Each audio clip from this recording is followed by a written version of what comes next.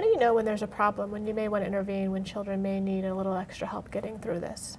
About 22 to 33% of the children will reach clinical levels of scores on a measure that clinical psychologists or psychiatrists would use to say this child's in trouble.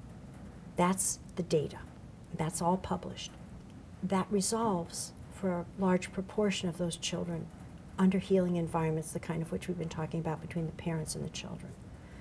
When you see a child acting in ways that are very atypical, not just an occasional atypical, like slamming the door to go after supper, that actually is a very positive coping behavior, but most parents think he doesn't. Okay, when you see a child changing behavior in school, when you see a child not relating to their peers in the same way, when you see the child having outbursts of anger that don't get resolved by conversation with the loving parent, then it's time to take the child in.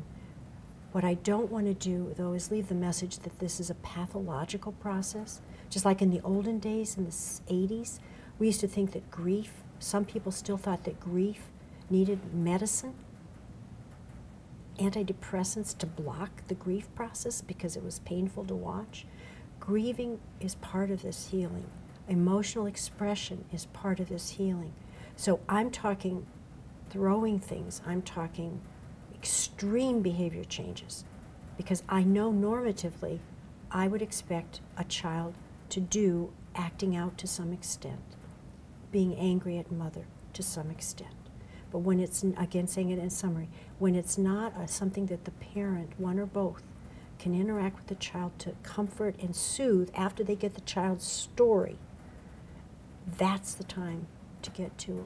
I would recommend a social worker, a nurse practitioner with mental health certification, or a clinical psychologist.